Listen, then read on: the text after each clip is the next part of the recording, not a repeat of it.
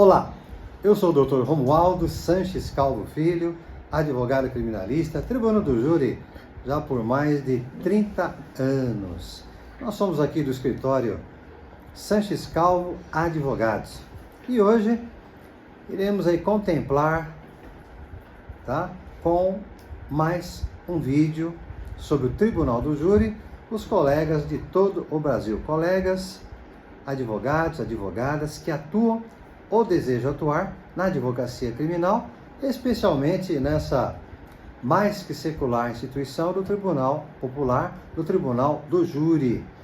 E vídeo passado, eu me recordo, nós começamos ali a tratar do Tribunal do Júri, focando ali a viga mestra, a pedra angular do Tribunal do Júri no Brasil, que é o artigo 5º, inciso 38 e suas alíneas. A gente desenvolveu no último vídeo o artigo 5º, inciso 38, caput, cabeça. E vimos lá que é reconhecida a instituição do júri como a organização que lhe der a lei. Então nós vimos lá, recapitulando um pouco, que é reconhecida a instituição, ela admite hoje algumas alterações, tá bom? Por meio de leis ordinárias, leis comuns, tá? Só não pode subtrair do júri os crimes dolosos contra a vida. E veremos oportunamente que são 4.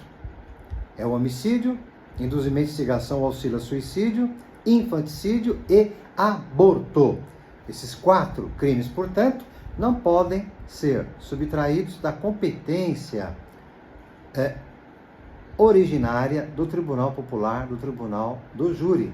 Mas a gente vai tratar mais de forma aprofundada sobre isso em outro vídeo, está bem? Então, apenas fazendo aí uma retrospectiva bem rápida, nós temos, assim, que ter em mente que o coração, a viga mestra do júri, é esse artigo 5º, no seu inciso 38 e alíneas, tá bom? É reconhecida a instituição do júri com a organização que lhe der a lei. Que lei? É o Código de Processo Penal. É o CPP que está em vigor. Dos artigos 406 ao 407, portanto, em mais de 90 artigos, nós temos ali a estrutura e funcionamento do Tribunal Popular, do Tribunal do Júri. Claro que não basta só o CPP, nós temos aí a boa doutrina, a boa jurisprudência, súmulas que tratam também, que versam também sobre o Tribunal Popular, o Tribunal do Povo. Pois bem, e hoje nós vamos tratar de uma das 4 alíneas do artigo 5º, inciso 38, que é a linha A. A linha A trata ali da plenitude de defesa. É o que distingue, com sobras, o Tribunal do Júri. Plenitude de defesa, que nós não temos em outros processos, seja da área. Bem, a linha A, que é uma das 4 alíneas do artigo 5º, inciso 38, ela trata justamente da plenitude de defesa. Plenitude de defesa, que é aí o ponto mais diferenciado do Tribunal Popular, do Tribunal do Júri, como veremos na sequência. Tá? Lembrando de plano, que plenitude de defesa, prevista no artigo 5º, inciso 38, a linha A, não tem o mesmo significado da ampla defesa prevista ali no artigo 5º, inciso 55 da Constituição Federal. O artigo 5º, inciso 55, diz lá: aos litigantes em processo judicial ou administrativo e aos acusados em geral são assegurados o contraditório e a ampla defesa. Ampla defesa. Tá? Já o artigo 5º, inciso 38, a linha A, que trata do júri, trata da plenitude. pleno é mais que amplo. Como poderia explicar? Eu poderia dizer que pegamos uma escada com 10 degraus. Uma escada com 10 degraus. Então, exemplificando, eu poderia dizer para os colegas que a ampla defesa, você pode chegar até o 8º degrau. Até o 8º degrau dessa escada. Já a plena defesa, a plenitude de defesa, é quando você pode chegar até o 10º degrau dessa escada com 10 degraus. O máximo, pleno. Então, eu poderia dizer que a plenitude de defesa, ela está pelo menos aí 2 degraus acima da ampla defesa, que se aplica a outros processos, inclusive o processo criminal. Tá? Só que no júri nós temos essa particularidade. Lá no plenário, na segunda fase do júri, como nós veremos, essa plenitude de defesa, ela se faz mais presente. Ela é mais imprescindível aos tribunos da defesa. Eu sempre brinco. A Constituição, aí no artigo 5º, inciso 38, a linha A, ela faz menção à plenitude de defesa. Não é plenitude de acusação, tá? Que alguns promotores e desavisados pensam que a plenitude também se estende à acusação. E claro que não é verdade. A Constituição, o texto, ele é claro, ele é preciso.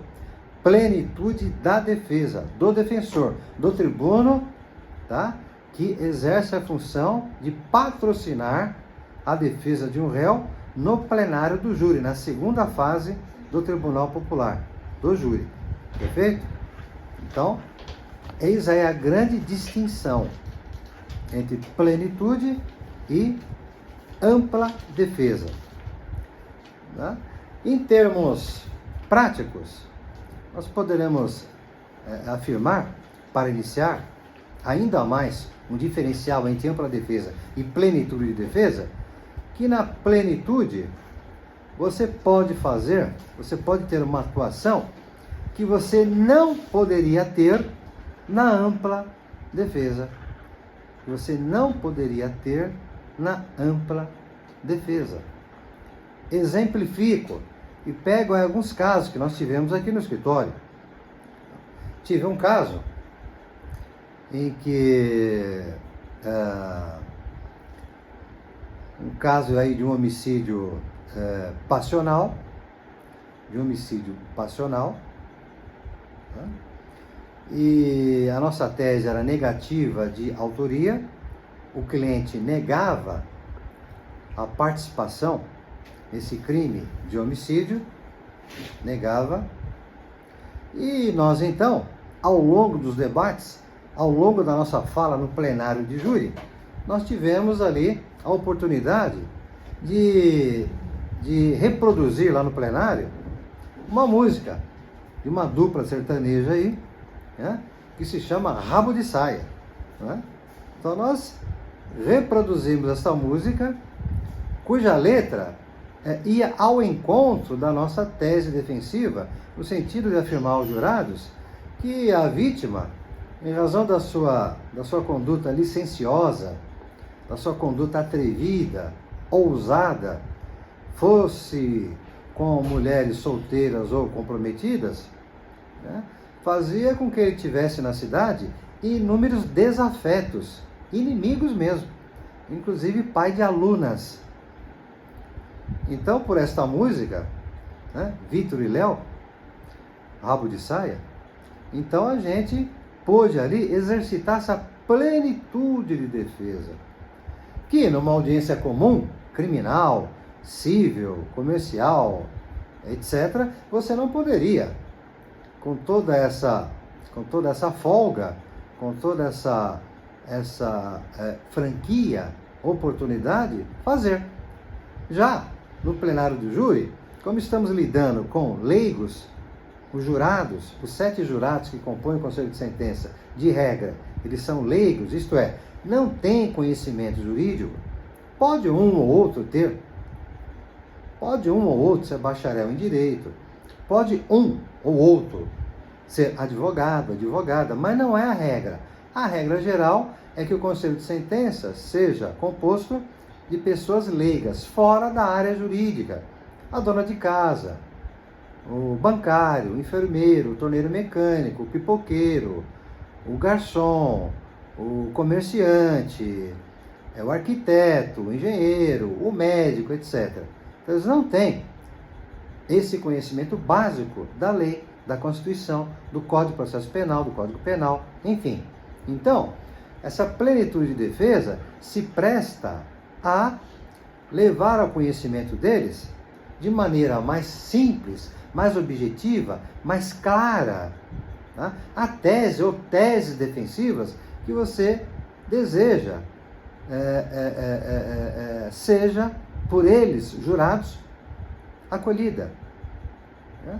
Porque se você for usar um termo muito técnico, muito específico do Código Penal, Código de Processo Penal, Constituição Federal, pode ser que você, em vez de explicar, você vai confundir os jurados. Até porque eles não têm a obrigação de conhecer termos técnicos. É um conselho popular. É um conselho formado de juízes leigos, do povo. Então, para ter esse sucesso também na comunicação, para você ter essa maleabilidade em fazer chegar aos 7 jurados o que de fato você quer dizer a eles, a favor do seu cliente, a lei, então, por meio da plenitude de defesa, admite, então, que você possa se valer, tá, de argumentos extralegais, tá bom? Instrumentos extralegais para fazer chegar ao conselho de sentença o que você quer passar para eles, em termos de tese ou teses defensivas. Né? Outro exemplo, não nosso, de um colega, até de Mato Grosso, uma das teses defensivas dele era justamente o homicídio privilegiado. Privilegiado. Então, eu me recordo que no plenário do júri, em um dado momento, ele levou um violão, ele era violinista, e ele tocou o violão e cantou uma música ali, né, até daquele conjunto, um conjunto que tem lá no Rio de Janeiro, né? E ele entoou lá uma música cuja letra também ia ao encontro daquela sua tese de homicídio privilegiado. Então, tudo isso e muito mais é fruto, é decorrência dessa plenitude de defesa. Vale dizer, você irá se socorrer no plenário do júri, na segunda fase, diante dos jurados, não só de termos técnicos, mas também, tá bom, de disciplinas extralegais, como a medicina legal, um romance, uma revista, balística forense, uma música cantada, entoada, né? Até uma encenação. Tivemos outro caso aqui no escritório, em que, para demonstrar a legítima defesa, nós ali fizemos uma encenação, eu com meu estagiário, e outra vez também com uma estagiária, tá? Rolamos ali no plenário para demonstrar a dinâmica em que os fatos aconteceram e demonstrar ao Conselho de Sentença, aos 7 jurados, que foi perfeitamente plausível a região por onde entrou, né, os projéteis de arma de fogo, que foi quase que ali perto das costas, mas em razão de o cliente ter se atracado com a vítima no chão, aqueles tiros eram perfeitamente explicáveis, né? Nós poderíamos explicar a entrada, a região da entrada daqueles projéteis e, mesmo assim, não afastar a tese da legítima defesa. Pois bem, então, em rápidas pinceladas, a gente procurou aí passar, né, aos colegas a distinção entre ampla defesa e plenitude de defesa. Esta sim vigora no Tribunal Popular, no Tribunal do Júri, e é muito utilizada justamente em razão de os 7 jurados serem leigos, pessoas do povo e, portanto, necessitando de outras disciplinas correlatas, de outros instrumentos, para também convencê-los da sua tese ou teses defensivas. Pois bem, vou encerrar por aqui. Espero ter passado, pelo menos aí o substrato do que é a plenitude de defesa. Lembrando que nós temos um segmento aqui na Sanches Calvo Advocacia, justamente em termos de consultoria e parceria em causas concretas no Tribunal do Júri, destinado aos colegas advogados, advogadas que tenham ou possam vir a ter um caso em concreto no escritório, tratando sobre o Tribunal do Júri, e por falta de experiência ou ainda insegurança, que é comum no início da carreira, ficam com medo de abraçar a causa. Então, esse segmento nosso pretende prestar consultoria ou até fazermos uma parceria em todo o Brasil com o colega advogado, para não perder o cliente e, ao mesmo tempo, ser responsável na defesa do patrocínio da causa. Tá bom? Conto com vocês, estarei à disposição para quaisquer outros esclarecimentos. E até o próximo vídeo, gente. Obrigado.